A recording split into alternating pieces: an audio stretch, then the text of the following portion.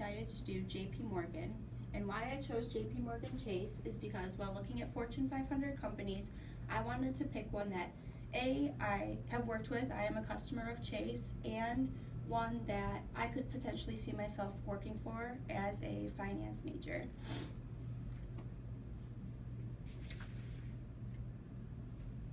So some history behind the company. It is made up of over 1,200 money-centered banking institutions, including JP Morgan, Chase Manhattan, First National Bank of Chicago, National Bank of Detroit, and Chemical Bank. The Manhattan Company was the first institution to begin, and in 1958, Chase initiated this retail charge card for its customers, and shortly after, Chemical Bank used the first cash dispensing machine, which led to the ATM. JP Morgan merged with Chase Manhattan in 2000, where it then effectively combined four of the oldest and largest money banking centered institutions. So throughout this presentation, I want to answer the following questions. First of all, what has made JP Morgan stay on top for all these years? Second, do employees actually enjoy working for them? And third, what does the future hold? And I want to cover some financials and just employee opinions. So I gathered some employee comments about working for the company. A verified employee as of January 2016 said, "Great culture and organizational values, lots of room for growth and amazing benefits. JP Morgan Chase is a huge organization and in general a great place to work, flexible and very professional."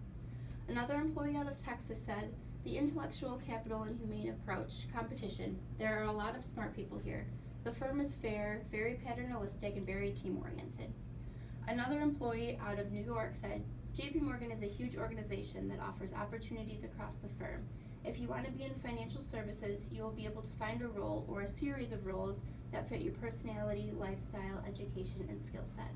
The culture is very strong and open. If you have a business question or issue, you just ask it. There are people at all levels willing to help, including many groups within you can work for." So looking at this graph I have here, I've compared 2014, 2015, and 2016 total net revenue, net income, loans, and market capitalization. So in 2014, which is the red here, total revenue was just over $95,000. The net income was $21,745. Loans gathered up to be just over $757,000, and market capitalization was at $232,472. So 2015 had some highs and lows. The total net revenue dropped by $2,000. Net income, though, raised by $3,000. Loans were up to $837,000, and market capitalization rose to $240,899. 2016 is the highest that it's been in the past 3 years, as I'll mention later on. So, like I just said, 2016 was a pivotal year for JP Morgan. The global market demonstrated the resilience in 2016, posting volumes of $3.9 trillion in line with the third best year on record. With ongoing GDP growth expected, companies will look externally for opportunities to complete organic growth in 2017, benefiting from 2016's uncertain numbers.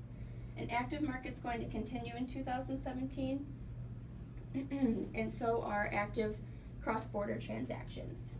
So overall, the company is made up of 1,200 plus institutions, those of which have started new things that have benefited the company long term, like I mentioned, the ATM and the charge card. Employees have enjoyed working for the company and have been given many opportunities to excel in their career. Their numbers have increased tremendously throughout the past years. Overall, I think if I had the opportunity to work for this company or to intern, I would take advantage of it because it has flexible hours. There's 36 plus divisions for part-time and full-time employees, along with training programs and internships.